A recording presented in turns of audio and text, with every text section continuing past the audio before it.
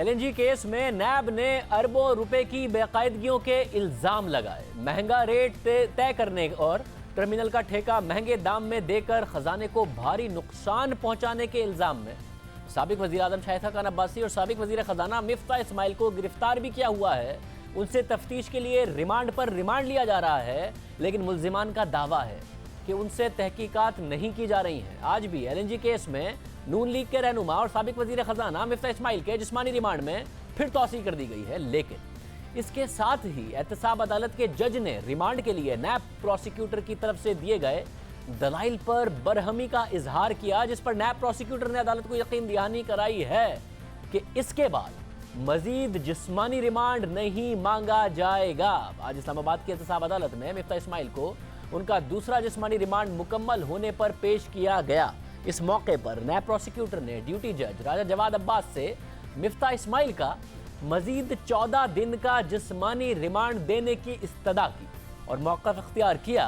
कि मजीद कुछ मुल्जिमान को गिरफ्तार करना है, फिर उनका रिमांड लेना है और उन दीगर मुल्जिमान के बयान से मिफ्ता इस्माइल को कन्फ्रंट कराना पड़ सकता है। यानी नैब प्रोसिक्यूटर ने मजीद रिमांड की वजह यह बताई कि हमें रिमांड चाहिए क्योंकि अभी मजीद मुल्जिमान को गिरफ्तार करना है, फिर उनका रिमांड लेना है, फिर उनके जो जवाबात होंगे उनसे मिफ्ता इस्माइल को कन्फ्रंट करना है। तो जो पहले से गिरफ्तार मिफ्ता इस्माइल हैं उन्हें उस वक्त तक के लिए हमें जिस्मानी रिमांड पर वापस दिया जाए। जिस्मानी रिमांड के लिए नैब प्रोसिक्यूटर की इस दलील पर मिफ्ता इस्माइल के वकील हैदर वहीद ने एतराज़ करते हुए मौक़िफ़ इख्तियार किया कि ये कोई जवाज़ नहीं है कि ख्याली बात पर मजीद जिस्मानी रिमांड दे दिया जाए। इस मौके पर एहतसाब अदालत के जज और नैब प्रोसिक्यूटर में मिफ्ता इस्माइल के रिमांड के मामले पर मुकालमा हुआ। एहतसाब अदालत के जज ने पूछा कि नैब के पास जिस्मानी रिमांड के लिए इसके अलावा क्या ग्राउंड है। मेरे सामने खड़े होकर सोच समझकर बात करनी है। जो जवाब आप पेश कर रहे हैं मैं उसे रिकॉर्ड का हिस्सा बनाऊंगा। इन रिमार्क्स पर नैब प्रोसिक्यूटर ने दरख्वास्त की कि मिफ्ता इस्माइल का एक बार और 14 दिन का जिस्मानी रिमांड चाहिए, फिर रिमांड नहीं मांगेंगे। जिस पर मिफ्ता इस्माइल के वकील ने कहा कि नैब प्रोसिक्यूटर अदालत में हल्फ दें कि इसके बाद वो जिस्मानी रिमांड नहीं मांगेंगे। एहतसाब अदालत के जज ने पूछा कि अब तक कितना रिमांड मुकम्मल हो चुका है, जिस पर मिफ्ता इस्माइल के वकील ने बताया कि 22 दिन का रिमांड हो चुका है और उसमें कोई तफ्तीश नहीं हुई है। इस मौके पर एहतसाब अदालत के जज ने मिफ्ता इस्माइल का मजीद 14 रोज का जिस्मानी रिमांड मंजूर करते हुए समाअत 12 सितंबर तक मुलतवी कर दी। नैब को मिफ्ता इस्माइल का फिर रिमांड मिल गया, लेकिन नैब प्रोसिक्यूटर का कहना है कि इसके बाद वो रिमांड नहीं मांगेंगे। अब दिलचस्प बात यह है कि मिफ्ता इस्माइल को नैब ने 7 अगस्त को गिरफ्तार किया, जिसके बाद उनका पहले रिमांड 19 अगस्त तक और दूसरा रिमांड 30 अगस्त तक लिया गया और अब उनका तीसरा रिमांड लिया गया। लेकिन मिफ्ता इस्माइल का दावा है कि रिमांड के दौरान उनसे तफ्तीश ही नहीं की जा रही। आज उनके वकील ने भी यही मौक़िफ़ इख्तियार किया, जबकि गुज़िश्ता समाअत पर मिफ्ता इस्माइल ने खुद भी अदालत को बताया था कि नैब ने उन्हें तफ्तीश के लिए रखा है तो 1 घंटा तो तफ्तीश कर लिया करें। ये लोग सिर्फ 5 मिनट तफ्तीश के लिए आते हैं, 23.5 घंटे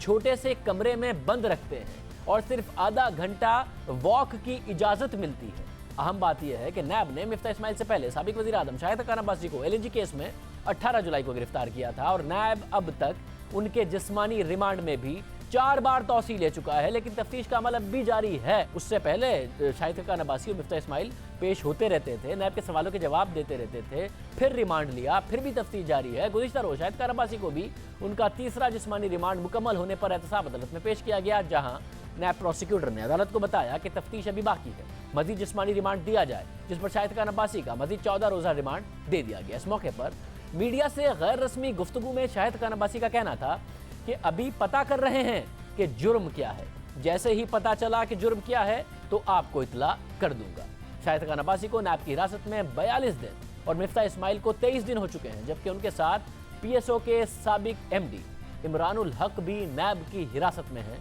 लेकिन इन सब के खिलाफ अभी तक ना तो रेफरेंस दायर किया गया है, ना ही चार्जशीट किया गया है। अहम बात यह है कि नैब ने उन पर जाती करप्शन का कोई इल्ज़ाम इमरानुल हक साहब पर नहीं लगाया है। दिलचस्प बात यह है कि इस केस में शाहिद खान अब्बासी ने कोई भी वकील नहीं किया है, बल्कि खुद नैब को एलएनजी केस समझा रहे हैं, जिसके लिए उन्होंने अभी तक अपने रिमांड की मुखालफत भी नहीं की है, जबकि रिमांड पर रिमांड तो मांगा जा रहा है, लेकिन फिर भी तफ्तीश आगे नहीं बढ़ रही है। जबकि गिरफ्तारी से पहले भी वो मुल्जिमान से तहकीकात करता रहा है। नैब को तफ्तीश में किन मसाइल का सामना है जिसकी वजह से इस जिस्मानी रिमांड की ज़रूरत पड़ रही है, ये जवाब नैब ही दे सकता है। इसके अलावा जो रिमांड की वजूहात हैं, क्या आमतौर पर ऐसा ही होता है? नैब के साबिक deputy prosecutor general Zulfiqar Ahmed Bhutto साहब हमारे साथ मौजूद हैं। भुट्टो साहब बहुत शुक्रिया।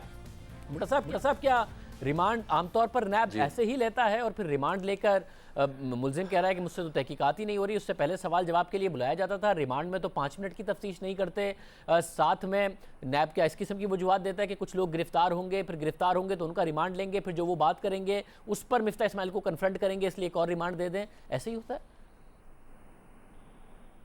देखें, बुनियादी तौर के ऊपर जिस तरीके से मौजूदा हालात में गिरफ्तारियां हो रही हैं, ये जो नैब जो लॉ है और जो इनके नॉर्म्स हैं, उसी के ख़िलाफ़ ये चीज़ हो रही है। आप ये देखें कि जो सेक्शन जो इसका आर्टिकल 24 है नैब ऑर्डिनेंस का, उसको अगर आप पढ़ें, ख़ास तौर पे सी जो है 24C, तो उससे ये बात बड़ी वाज़ेह हो जाती है कि ये ज़रूरी नहीं कि ड्यूरिंग इन्वेस्टिगेशन और इंक्वायरी किसी शख्स को गिरफ़्तार किया जा सके, क्योंकि उसमें ये लिखा हुआ है कि अगर चेयरमैन नैब चाहें तो ड्यूरिंग पेंडेंसी ऑफ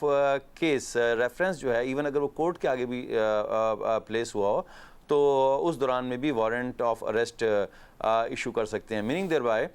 कि लाजमी ये मैंडेटरी नहीं है कि नैब ऑर्डिनेंस के तहत जिस शख्स के ख़िलाफ़ कोई इंक्वायरी या इन्वेस्टिगेशन हो उसको लाजमी तौर पर गिरफ़्तार किया जा सके। और नॉर्मली जो प्रोसीजर इसमें अडॉप्ट किया जाता है वो ये है कि जब किसी मुल्ज़िम को तलब किया जाए और वो कॉपरेट कर रहा हो इन्वेस्टिगेशन में, तो नॉर्मल हालात में उसको गिरफ़्तार नहीं किया जाता। जहाँ तक ताल्लुक़ रह गया नैब के रिमांड का, जिस तरीके से ये बताया जा रहा है कि जी नैब ने कस्टडी ली हुई है, नॉर्मल ये तरीक़ेकार ये होता है कि जब किसी शख्स की गिरफ्तारी की जाती है, रिमांड लिया जाता है, तो जज उनसे पूछते हैं कि आप बताएं कि जो गुज़श्ता रिमांड आपको दिया गया उसमें आपने क्या क्या ऐसी डिस्कवरी की, क्या क्या ऐसी चीज़ थी जिसके बुनियाद के ऊपर आपको मज़ीद फर्दर इन्वेस्टिगेशन के लिए बंदा रिक्वायर्ड है। नॉर्मली ये होता है कि अगर कोई इन्वेस्टिगेटिंग ऑफिसर वो न बता सके कि जी मैंने जो रिमांड दिया गया था उसको किस अंदाज में पॉजिटिवली इस्तेमाल किया या कोई एविडेंस आई, तो नॉर्मली जज जो है उनका डिस्क्रिशन होता है कि वो रिफ्यूज़ कर देते हैं और उसको जुडिशल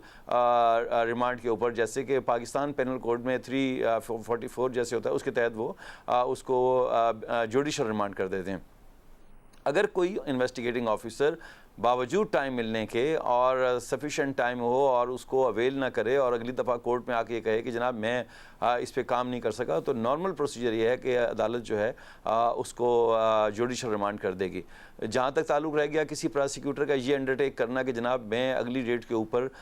मैं रिमांड नहीं मांगूंगा, ये टोटल इलीगल स्टेटमेंट है। अगर किसी कोर्ट के आगे दी जाए, फ़र्ज़ करें कि उस दौरान में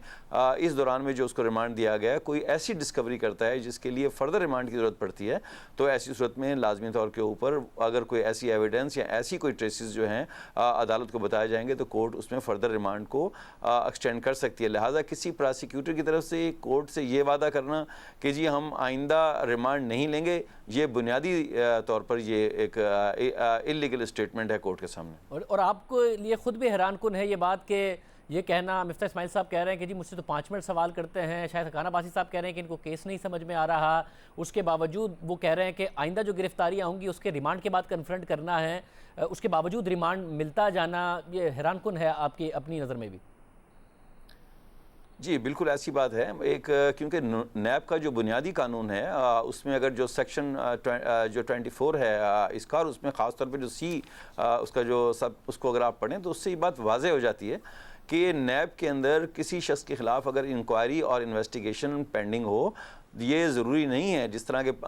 बाकी केसेस में। Even supreme court of Pakistan ने अभी जो रिसेंट जजमेंट भी आए हैं चीफ जस्टिस साहब के, उसमें भी इवन अगर किसी शख्स के ख़िलाफ़ नैब के अलावा भी किसी केस में FIR हो, तो जब तक उसके ख़िलाफ़ प्रिमा फेशी एविडेंस सामने ना आ जाए उसको गिरफ़्तार नहीं किया जा सकता। जहाँ तक ताल्लुक़ है इस बात का कि इंक्वायरी और इन्वेस्टिगेशन में जो नॉर्म्स हैं वो ये हैं कि अगर कोई शख्स कॉपरेट कर रहा है, अगर कोई शख्स अवॉइड नहीं कर रहा, और अगर कोई शख्स मुल्क से भागने की कोशिश कर रहा है, और अगर अवॉइड कर रहा है इन्वेस्टिगेशन के जवाब देने में और कोई ऐसा चीज़ क्रिएट कर रहा है जिससे कि इन्वेस्टिगेशन में डिफ़िकल्टी हो, तो आप उसको गिरफ्तार करते हैं। नॉर्मल हालात में नैब केसेस के अंदर, क्योंकि ये वाइट कॉलर क्राइम होता है, इसमें बड़ी डीपली इन्वेस्टिगेशन होती है, बहुत टाइम चाहिए होता है। और देखें, जब किसी शख्स को आप गिरफ्तार कर सकते हैं, सिर्फ वही नहीं, उसकी पूरी फैमिली सफ़र करती है। तो ऐसा जो नैब की पॉलिसी है, वो ये पॉलिसी भी थी और कानून भी बड़ा वाज़ेह है इसके अंदर कि ये लाजमी नहीं है कि नैब इंक्वायरी होते ही या इन्वेस्टिगेशन होते ही किसी शख्स को गिरफ्तार कर लिया जाए। बहुत शुक्रिया जुल्फ़िकार अहमद भुट्टा, साबिक डिप्टी कमिश्नर जनरल नैब हैं। वो खुद बता रहे थे कि ये किस तरीके से नैब के अपने कवानीन के खिलाफ हो रहा है जो कुछ हो रहा है।